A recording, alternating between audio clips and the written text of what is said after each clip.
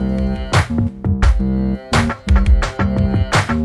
name is Lisa Graff. I'm the General Manager of Server Platforms at Intel Corporation. What's the main difference between a normal CPU and a server CPU? Server CPUs generally get put into systems with more than one processor.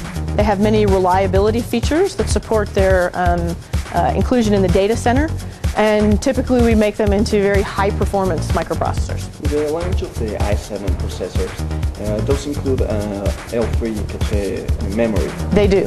So what's going to be the difference with the new generation of server processors? There's quite a few differences. So the i7 processor is for desktop systems, and you put one processor into the system. So there are several differences with servers. This is our new Xeon-based server.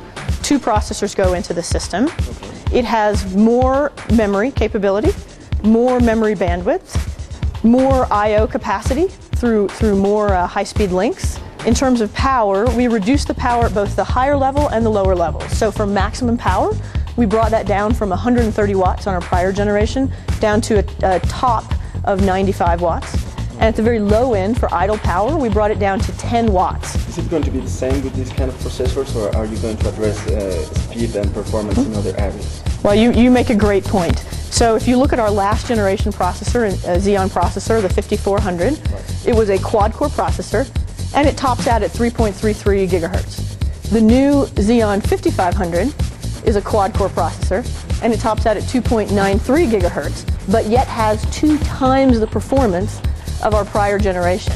It achieves that through new capabilities in the core, the engine of the microprocessor, an integrated memory controller with 3 times the memory bandwidth, and a new capability called QPI, Quick Path Architecture, which gives us 2.5 times the bandwidth. So you can have a faster speed engine like on a car, as well as all the other pieces, the transmission and the wheels all move much faster so you can feed the microprocessor. There is one really important thing that I think is a great message for IT buyers.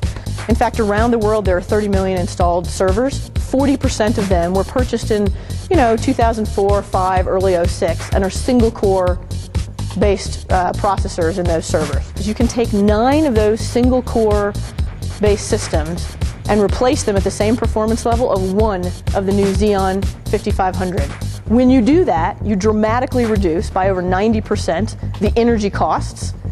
You dramatically reduce the software licenses, the OS licenses. So if an IT department deploys that, they get a payback in 8 months, which means they break even in 8 months, and after that, it's just generating cash for their company.